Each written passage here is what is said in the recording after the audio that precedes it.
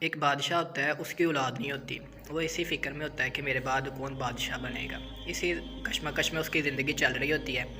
ایک دن نا اس کے پاس ایک وزیر آتا ہے، وزیر آ کے کہتا ہے بادشاہ سلامت فلاں علاقے میں ایک سڑک کی ضرورت ہے، اگر سڑک بن جائے تو وہاں کے لوگ جو ہے وہ شہر سے رابطے میں آ جائیں گے، تو وہاں بہت زیادہ سڑک کی ضرورت ہے۔ بادشاہ کہتا ہے ٹھیک ہے، ان کو سڑک بنا دیتے ہیں۔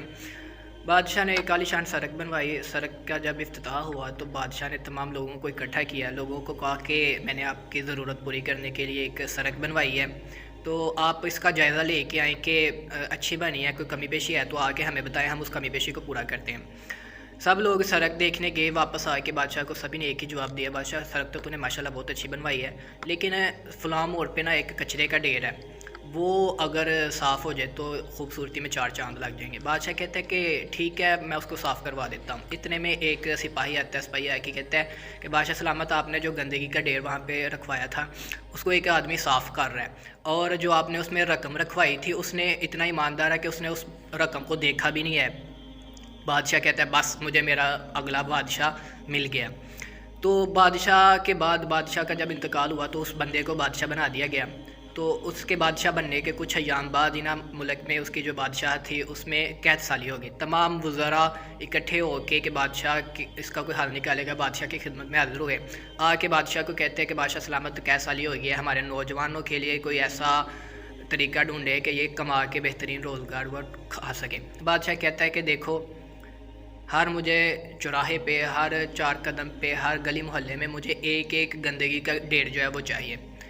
روزگار یہ ہوگا کہ نوجوان اس کو صاف کریں گے اور محنت کش بن کے جو ہے اپنا پیٹ پالیں گے، کہ جس طرح میں کچرے والے سے بادشاہ بن گیا ہوں، ہو سکتا ہے ان کے بھی نصیب جاگ جائیں، وہ بھی اس محنت سے اس کام میں بہت زیادہ فائدہ۔ بادشاہ کا یہ ماننا تھا کہ میں بادشاہ بن گیا ہوں کچرے والے سے، تو وہ بھی کچھ نہ کچھ بن جائیں گے۔ یہ حال ہوتا ہے کہ جب بندہ ایک نااہل کو اہل سمجھ کے اپنے معاملات اس کے ہینڈ اوور کرتا ہے۔ یہی حال ہم لوگوں کا دین کے معاملے میں ہے کہ ہم لوگ کسی ایک شخص کی کسی ایک بات سے قائل ہو جاتے ہیں، اور باقی تمام معاملات سے وہ بندہ ناواقف ہوتا ہے تو ہم اس کی اس ناواقفیت کو نہیں دیکھتے، بلکہ ہم اس کی جو ایک بات جو ہمیں اچھی لگی ہوتی ہے اسی سے قائل ہو جاتے ہیں اور اپنے سارے کے سارے معاملات اس کے سپرد کر دیتے ہیں۔ جبکہ دوسری طرف کوئی ایسا بندہ ہوتا ہے کہ جو اہل بصارت ہوتا ہے، جس نے اپنی عمر خرچ کی ہوتی ہے اس کام کے اس کو سمجھنے کے لیے، اگر عمر نہیں بھی خرچ کی تو اس کے خاندان والوں نے، اس کے بڑوں نے اس کو وہ چیز سکھائی ہوتی ہے۔ یہی حال آج کل ہمارا ہے کہ ہم نے لوگوں کو ایک دو چیز سے قائل ہو کر، بجائے علماء کی جنہوں نے اپنی پوری زندگی اس چیز کے لیے نکالی ہوئی ہے، ان کے بجائے ہم ایک دو چیزوں سے، جن لوگوں سے امپریس ہوئے ہیں، ہم ان سے دین سیکھنا چاہتے ہیں۔ تو یہ ایک بہت بڑی جہالت ہے۔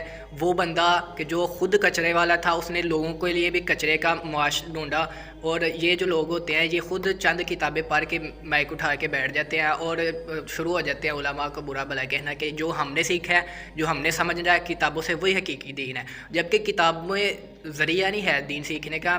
ایک کہاوت ہے کہ جو بندہ کتابوں سے علم سیکھتا ہے تو کتابیں جو ہوتی ہیں وہ کالے حروف ہوتے ہیں ان میں، تو وہ بندے کے دل کو کالا کر دیتے ہیں۔ در حقیقت انسان ہی انسان کو انسان بناتا ہے۔ تو آپ لوگ سمجھدار ہیں کہ آپ لوگوں نے اہل کو اپنا امیدوار بنانا ہے، اہل سے دین سیکھنا ہے یا کسی نااہل سے دین سیکھنا ہے۔ اللہ تعالیٰ نے سب کو بصارت دی ہے، لیکن اس بصارت کا صحیح استعمال کریں۔ دعا اللہ عز و جل عمل کی توفیق۔